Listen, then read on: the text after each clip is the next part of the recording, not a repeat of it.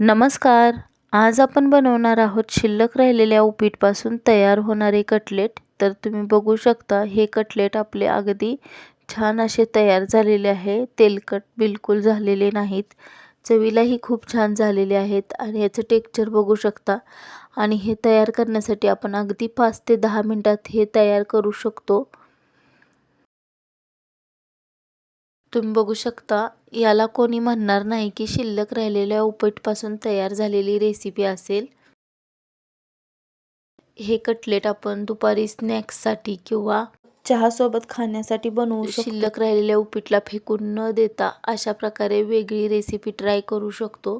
तर तुम्ही बघू शकता इथे ना माझे एक जण इतकं एक डिश भरून इतकं उपीट शिल्लक राहिलेलं आहे. एकदाच शिल्लक राहिला की खायला कोण मागत नाही. त्यावेळेस आपण अशा प्रकारे ही रेसिपी ट्राय करू शकतो. तर हा शिल्लक राहिलेला उपीट मी एका ताटात काढून घेतला आहे. त्यानंतर त्यातील मिरचीचे तुकडे किंवा कढीपत्ता हे साईडला काढून घेतलेले आहेत. थोड्या गाठी आहेत त्या देखील फोडून मोकळ्या करून घेतलेल्या आहेत.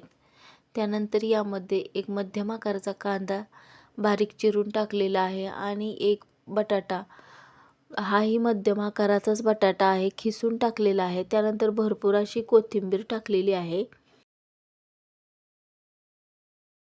इथे मी हिरवी मिरची, आले, लसूण, कोथिंबीर अशी बारीक करून घेतलेली वाटण टाकलेले आहे चमचा भरून. त्यानंतर यामध्ये अर्धा चमचा इतका ओवा, अर्धा चमचा इतका जिरा आणि चवीनुसार थोडंसं हिंग टाकलेले आहे.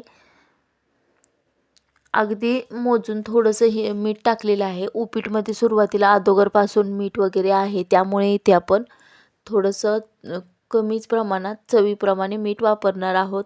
त्यानंतर यामध्ये बाइंडिंगसाठी इथे मी तांदळाचे पीठ वापरले आहे. हे पीठ मी 2 ते 3 चमचे इतके वापरलेले आहे.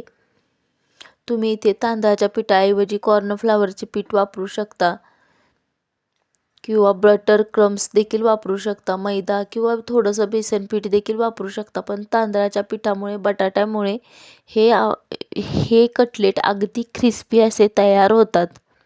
तर सुरुवातीला इथे आपण कोणतेही पाणी न घालता हे सर्व जिन्नस एकत्र करून घेणार आहोत. उपीटमध्ये ऑलरेडी पाणी असते, त्यामुळे त्यात बसतील इतके साहित्य आपण घालणार आहोत. तर तुम्ही बघू शकता असं दाबून असे घट्ट असा गोळा तयार करून घेतलेला आहे. इथे जर तुमचं पीठ थोडंसं अजून पातळ वाटत असेल तर तुम्ही आणखीन चमचा, 1.5 चमचा इतके तांदळाचे पीठ किंवा पोह्याची पावडर घालू शकता. त्यानंतर इथे थोडासा चमचा भरून तेल घालून आपण हा गोळा चांगला वळून घेणार आहोत. अशा प्रकारे आपला हा गोळा तयार आहे. यामध्ये तुम्ही चिली फ्लेक्स, ऑरिगॅनो किंवा पुदिन्याची पाने कापून टाकली तरीही चालू शकतात किंवा खूप छान लागतात. त्यामुळे देखील पुदिना फ्लेवर येतो. वरून एक चमचाभर तेल घालून हा गोळा आपण तयार करून घेणार आहोत. आता याचे छोटे छोटे गोळे तयार करून घेणार आहोत. आपण जसे साबुदाणा वड्यासाठी चपटे वडे तयार करून घेतो तशाच प्रकारे आपण या मिश्रणापासून वडे तयार करून घेणार आहोत. तर तुम्ही बघू शकता वडे थोडेसे दाबूनच आपल्याला तयार करून घ्यायचे आहेत. इथे आपण आपल्या आवडीनुसार गोळा मोठा किंवा कमी जास्त घेऊन वड्यांना आकार देऊ शकतो. इथे मी मध्यम आकाराचेच वडे तयार करून घेतलेले आहे. कटलेट तयार झालेले आहेत. यामध्ये आपण आपल्या आवडीनुसार वेगवेगळे व्हेजिटेबल देखील वापरू शकतो. इथे जर तुम्ही स्वीट कॉर्नचे दाणे किंवा वाटाणा वगैरे टाकला तरी चालू शकतोय. अशा प्रकारे आपले सर्व गोळे तयार झालेले आहेत. तुम्ही बघू शकता एकदम असं छान असे गोळे तयार झालेले आहेत वळून. त्यानंतर इथे आपण हे गोळे तळून किंवा शॅलो फ्राय करून घेणार आहोत. तर तव्यात मी सुरुवातीला 2 ते 3 चमचे इतके पळी तेल घातलेलं आहे. तेल चांगलं गरम झाल्यानंतर हे वडे मी 2 बॅचेसमध्ये तळून घेणार आहे. तळून म्हणजे शॅलो फ्राय करून घेणार आहोत. तर सुरुवातीला तेल गरम झाल्यानंतर इथे मी 1 बॅचेसमध्ये 3 वडे इतके घालून घेतलेले आहेत. तुम्ही इथे वडे म्हणू शकता किंवा कटलेट म्हणू शकता. आपल्याला इथे सुरुवातीला बिलकुल हलवायचे नाही, नाहीतर हे आपले कटलेट तुटू शकतात. त्यामुळे त्याला सेट झाल्यानंतरच आपण हे उलटे करून घेणार आहोत. गॅसची फ्लेम इथे मध्यम आहे. अशा प्रकारे वड्यांचा कलर चेंज झाल्यावर आपण पलटवून घेणार आहोत. सुरुवातीला हे वडे मी साईडला काढून घेतलेले आहे, जेणेकरून त्यातील तेल निथरून येईल आणि थोडेसे क्रिस्पी देखील वडे होतील. त्यासाठी तव्याच्या साईडला काठावर मी हे वडे काढून दुसरी बॅच टाकलेली आहे. अशा प्रकारे आपण शेलो फ्राय करून हे वडे अगदी क्रिस्पी तळू शकतो. त्यानंतर हे तयार झालेले वडे आपण काढून घेऊया एका ताटात. इथे मी पेपर घातलेला आहे. पेपरमुळे तेलकट एक्स्ट्राचे तेल निघून जाते आणि आपले वडे बिलकुल तेलकट होत नाहीत. त्यानंतर दुसरे देखील बॅच आपण असेच खरपूस एकसारख्या रंगावर तळून घेणार आहोत. तेल देखील आपण खूप कमी वापरलेले आहे. अशा प्रकारे आपण अगदी मंद ते मध्यम गॅसवर हे वडे खरपूस असे तळून घेणार आहोत. हे कटलेट तेलात सोडल्यावर गडबड करायची नाही किंवा हलवाहलवी करायची नाही, त्यामुळे आपले हे कटलेट तुटू शकतात. अशा प्रकारे आपण मंद गॅसवर सर्व कटलेट तळून घेतलेले आहेत, शेलो फ्राय केलेले आहेत.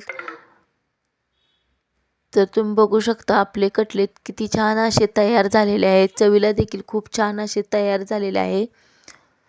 असेच आपण शिल्लक राहिलेला उपीट फेकून न देता त्यापासून स्नॅक्स रेसिपी तयार करू शकतो. ही रेसिपी आपण चहासोबत, टोमॅटो केचपसोबत किंवा हिरव्या चटणीसोबत खाऊ शकतो किंवा असे जरी खाल्ले तरी चवीला खूप छान लागतात. आणि आपला उपीट देखील संपते आणि वेगवेगळी चवीची आपल्याला रेसिपी तयार करून मिळते. तर ही एकदम क्रिस्पी असे वडे तयार झालेले आहेत. तुम्हाला ही रेसिपी कशी वाटली, व्हिडिओ कसा वाटला, व्हिडिओ आवडल्यास लाईक, शेअर अँड सबस्क्राईब असेच छान छान व्हिडिओ पाहण्यासाठी माझ्या चॅनलला सबस्क्राईब करा. तुम्हीही तुमच्या घरात शिल्लक राहिलेल्या उपीट फेकून न देता त्यापासून अशा रेसिपी ट्राय करू शकता आणि ही तयार झालेली रेसिपी आपली 5 ते 10 मिनटात संपून जाते. चवीलाही खूप छान लागते आणि वेळ देखील खूप कमी लागतो. अगदी बेसिक मसाल्यात आपण हे कटलेट तयार करू शकतो. चहासोबत देखील खूप छान लागतात. लहान मुलांना देखील देण्यासाठी चांगला उत्तम पर्याय आहे. आपल्या घरात एखादी वस्तू शिल्लक राहिली तर ते खाण्यासाठी शक्यतो टाळाटाळ केली जाते. अशा प्रकारे त्याचा मेकओव्हर केल्यानंतर ही रेसिपी आपण अगदी आवडीने खातो किंवा आवडीने संपवली जाते. हे कटलेट बिलकुल तेलकट झाले नव्हते. यामध्ये जर बटाट्याचे प्रमाण एक्स्ट्रा झाले तर थोडेसे मऊ पडू शकतात. व्हिडिओ कसा वाटला, आवडल्यास लाईक, शेअर अँड सबस्क्राईब. धन्यवाद.